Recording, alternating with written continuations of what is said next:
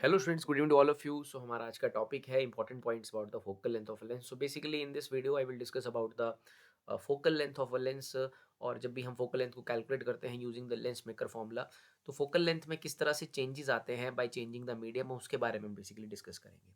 So as we know that कि जो lens maker formula है for the convex as well as for the concave lens, वो है इस तरह से 1/f is equal to mu minus one and bracket 1/r1 minus 1/r2। So इस फॉर्मूले का इस्तेमाल हम करते हैं फोकल लेंथ ऑफ लेंस निकालने के लिए। सो स्टूडेंट्स, लेट सपोज अगर मैं यहाँ पर एक कॉन्वेक्स लेंस कंसीडर कर लेता हूँ, मान लीजिए सराउंडिंग में मीडियम एयर है, और लेट सपोज इसका रिफ्लेक्टिव इंडेक्स मैं लिखता हूँ म्यू जी। लेट सपोज ये ग्लास से बना है lens, so it is mu g, और एयर का रिफ्लेक्टिव इंडेक्स है म्यू ए। तो लेंस के सराउंडिंग में जो मीडियम है, अगर वो एयर है, तो यहाँ पर जो एक्सप्रेशन लिखा जाएगा वो इस तरह से लिखा जाएगा F air, because basically lens is surrounded by the air, surrounding medium is air, so this is written as 1/f air.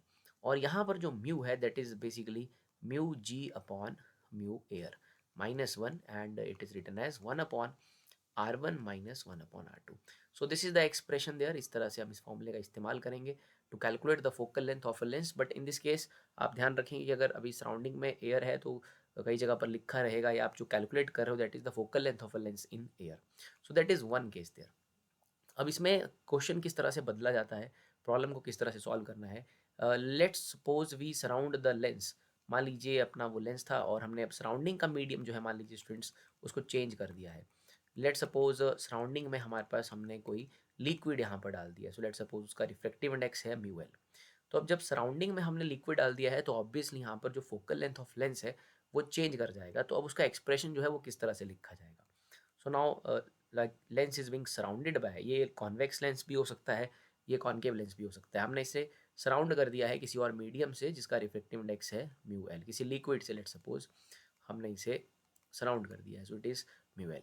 तो अब जो फॉर्मूला रहेगा वहाँ पर लिखा जाएगा 1/f लिक्विड, यहाँ लिखा जाएगा लिक्विड, बिकॉज नाउ जो हमें फोकल लेंथ मिलेगी it is the focal length of the lens, same lens, it is the focal length of the same lens, but now it is written as focal length in liquid because surrounding medium is liquid there। तो जो हमारा expression रहेगा, ऊपर आपने expression देखा, अब जो expression आएगा हमारे पास वो कुछ इस तरह से स्टूडेंट्स राइट किया जाएगा, like it is written as mu जी।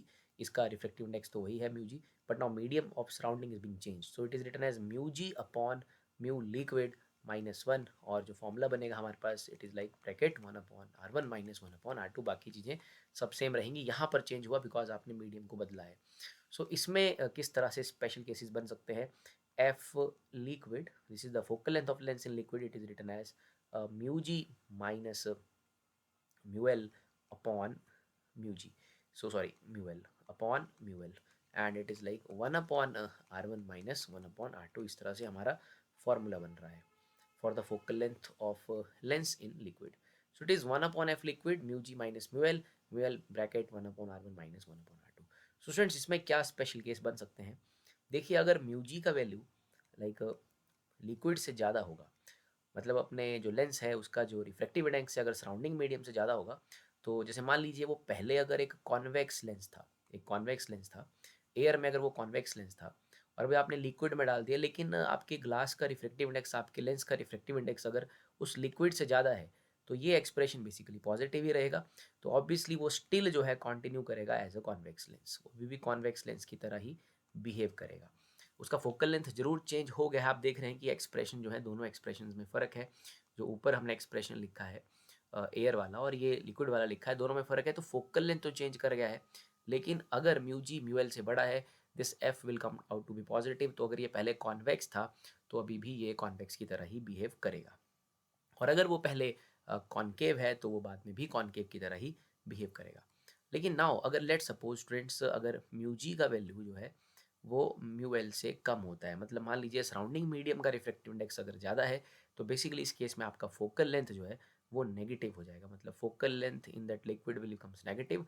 तो अभी आपका जो कॉन्वेक्स लेंस है वो एक कॉनकेव लेंस की तरह बिहेव करना स्टार्ट कर देगा। सो यहाँ पर इस पॉइंट का आपने ध्यान रखना है कि अगर that mu G is less than mu L, so then our convex lens, और वी कैन से दैट कि दिस म्यू जी देखिए कम आ जाता है अगर म्यू एल से, तो ये जो एक्सप्रेशन है वो नेगेटिव हो जाएगा। तो हमारी फोकल लेंथ नेगेटिव हो जाएगी। So negative means it is like behaving as a concave lens, ये कॉनकेव लेंस की तरह बिहेव करने लग जाएगा। इट मीन्स दैट कि जब आप मीडियम को चेंज करते हैं तो आपका फोकल लेंथ तो चेंज करता ही है, कई बार आपके लेंस का जो नेचर है वो भी चेंज हो जाता है। वो कॉन्वेक्स से कॉनकेव भी हो सकता है, कॉनकेव से कॉन्वेक्स भी हो सकता है। So all the things are depending on this part of the equation, like the refractive indexes of the lens as well as the medium there. दूसरा, अगर लेट सपोज कि मान लीजिए लिक्विड का और अगर ग्लास का रिफ्रैक्टिव इंडेक्स मान लीजिए स्टूडेंट्स दोनों का अगर सेम है, म्यू एल और म्यू जी सेम है, तो आप देख सकते हैं यहाँ पर अपने पास जीरो आ जाएगा और रेसिप्रोकल करने पे वो इन्फिनिटी हो जाएगा focal length. So we can say that in that case focal length in that liquid will comes out to be infinite. सो इसका मतलब वो अब एक ग्लास प्लेट की तरह बिहेव करेगा, it is simply behaving as a glass plate. So in points का आप ध्यान रखेंगे जब भी आप लेंस मेकर फॉर्मूला का इस्तेमाल करेंगे, और अगर सराउंडिंग का मीडियम जो है वो चेंज कर दिया गया है तो आपको इस तरह से इक्वेशंस को राइट करना है। यहाँ से जो इंपॉर्टेंट प्रॉब्लम्स जो बन सकती हैं, जो पूछी जाती हैं बोर्ड लेवल के एग्जाम्स में या किसी भी अदर एग्जाम में, तो वहाँ पर जनरली हमसे focal length in some liquid पूछा जाता है, तो हम सबसे पहले एयर के केस वाली इक्वेशन लिखते हैं एंड देन हम इक्वेशन लिखते हैं लिक्विड के लिए। लाइक ये जो 1/r1 माइनस 1/r2 है और ऊपर वाली इक्वेशन में भी 1/r1 माइनस r2 है, ये दोनों चीज़ें दोनों इक्वेशंस में सेम रहेंगी। तो आप अगर आपसे कभी किसी केस में फोकल लेंथ इन लिक्विड पूछा जा रहा है तो आप एयर वाली इक्वेशन और लिक्विड वाली इक्वेशन का रेशो लेके भी उनको सॉल्व कर सकते हो और focal length in liquid calculate किया जा सकता है। Thank you very much.